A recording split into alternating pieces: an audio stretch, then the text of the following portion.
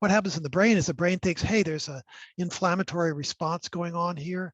Maybe there's a bacteria, we need to fight this off. So what the brain thinks to do is to create more white cells, create more inflammatory mediators, and cause a different state in the brain than one that can grow with new neurons. It's fighting off infection.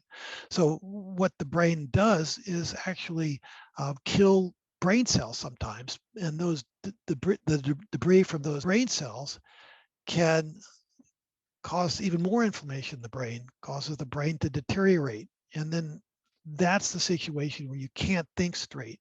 You can't overcome the craving for alcohol.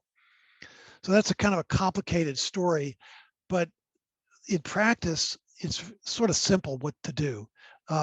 You want to eat the best food you can, which means food that doesn't have all the processed chemicals in it that upset the microbiome. And you want to do high dose omega-3s, and you want to eliminate high fructose corn syrup. A lot of the sweet drinks, the Coca-Colas that people mix with their drinks sometimes can really cause inflammation quite a bit. And that's probably the biggest thing people can do, is to stop using high fructose corn syrup drinks and start having high dose omega-3s. About the patient you mentioned, it's really quite true that people need a certain level of nutrients to get an effect. So I would recommend all my patients to get a gram of omega-3s, just one pill, for instance. But then recently, I realized that like some of the other mental illnesses that are treated with high dose omega-3s, people with alcohol problems really benefit from high dose omega-3s. And so my patient had been taking omega-3s faithfully for several years, was just having a problem, just remember to take the naltrexone or to wanting to do the right thing on the weekends. And I told her, well, just take high dose omega-3s. Take a couple tablespoons of cod liver oil. And she did. And 2 weeks later, she hadn't had a drink. 3 weeks later, she hadn't had a drink. And she was in her 40s, and she had not gone 2 weeks without drinking since she had been in college. It allowed her to think so much better, that it just made it so much easier to take the naltrexone and to follow through with her program. And I've done that over and over again. And my patients will come to see me the first time. I'll explain to them a lot of different vitamins I'll recommend in addition to the omega-3s, but they will start thinking clearly like by the next visit. And they say, Doc, I'm really doing great now. I had one guy said, Doc, I don't think I really need that naltrexone prescription after all. The nutritional stuff that you recommended was so good. I'm just going to stop. We'll just see how that works. And he hasn't had anything to drink now yet. So I know that it works for some people simply to have excess omega-3s. Now, I know that this sounds different or weird or alternative, but actually I've done research with this with a buddy of mine named Joe Hiblin. So he did a study back in about almost 10 years ago now, where he gave people on our alcoholism treatment ward omega-3s. And I argued that we should use a high dose, but he just used 2 or 3 grams of omega-3s instead. And it didn't show any particular effect versus placebo to reduce drinking.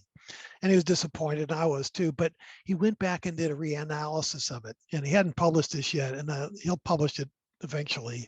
But it showed that those people with alcohol problems whose blood levels of omega-3s increased over the time they were on the treatment ward, those folks stopped drinking.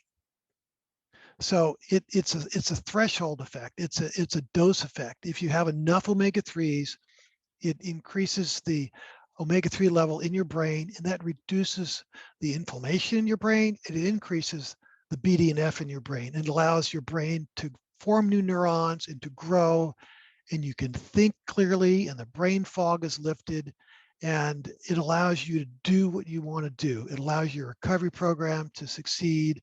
It helps anxiety, it helps depression, it helps all kinds of brain processes like Alzheimer's. And, plus omega-3s are really great for your heart, for your skin, for your hair.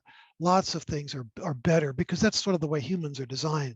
We're designed to have a balance between the omega-3 and the omega-6. Omega-6 is what we get in our modern diet. We get omega-6 from corn oil, from soybean oil, which is in everything, and peanut oil, and all these kinds of oils that are in our fast food and a lot of prepared foods that we buy in the grocery store. All that oil gets into our body and our bloodstream and stays there.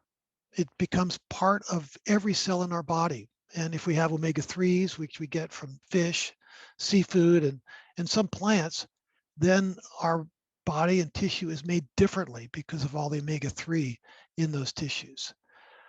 There's a lot to this, and when people see me on my in my practice, I spend most of the time talking about omega-3s and helping them understand how their diet is so critical.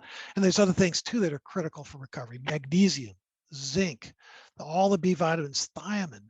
There's studies that show that certain folate derivatives are really important for some people with alcoholism, particularly those that have a difference in the enzyme that metabolizes folic acid. Those folks really benefit from the right nutritional advice. So it's sort of a complicated story, but for people that are struggling with alcohol problems and any brain problems, really, the nutrition can be just life-changing. I have a patient yesterday who just told me how her relations with her beloved son and husband are just basically healed because she's able to control her irritability. She's not blurting out. She doesn't have impulsive writing of nasty emails or texts back and forth. She's just able to kind of control her mind a little bit better, and she's not as irritable. She's not as aggressive. We've done a lot of studies in science about omega-3s and hostility, and it really does make a huge difference. People are just able to think more carefully about their actions.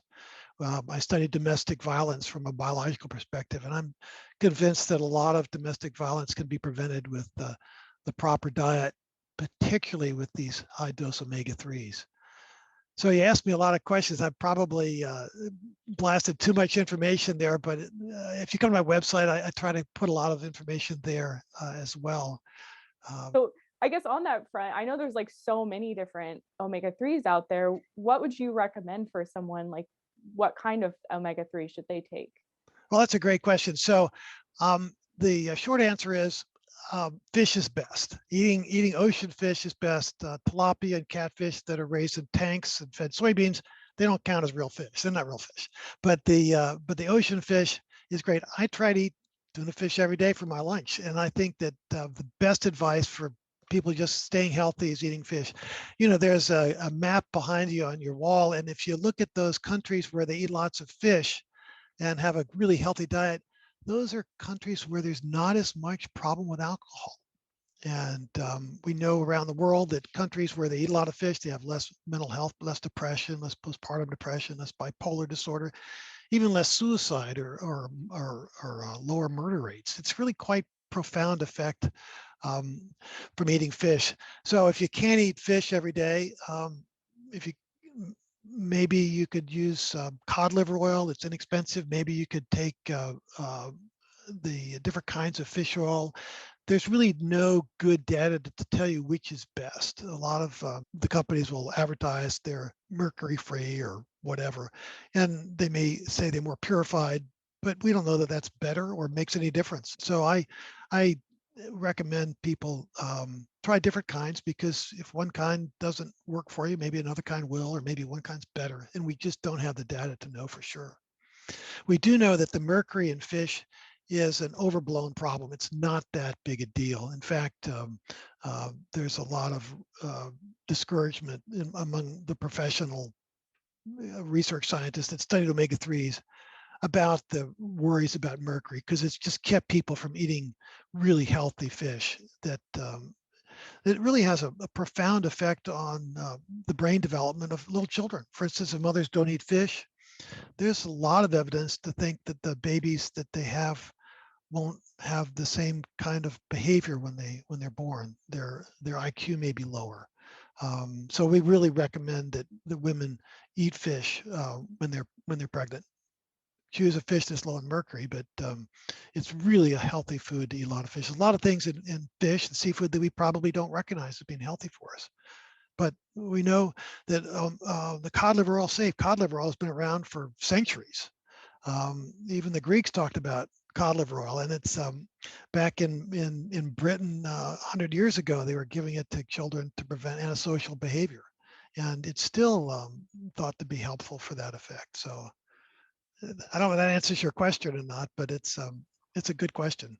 Yeah, and I thank you for sharing that. And I know you kind of gave some general guidance around like foods to avoid and other supplements that may benefit. Is there more information on your website about this? Yeah, I've got lots of information on my website about omega-3s and some stories about some of the dramatic changes. It's a lot of dramatic stories about omega-3. There is science behind it. We haven't done a whole lot of research about alcoholism and omega-3s yet, but I'm sure that'll come out. There's not a whole lot of financial incentive for people to study nutrition, unfortunately. When I was at NIH, it was a great opportunity to do science, but most of the science there is devoted in developing new pharmaceuticals to help alcoholism, which is great. But the focus on nutrition that we had several decades ago has kind of fallen off the radar. Everybody in the alcohol world knows that nutrition is important, that the alcohol depletes nutrients. They just don't do anything with that information, unfortunately.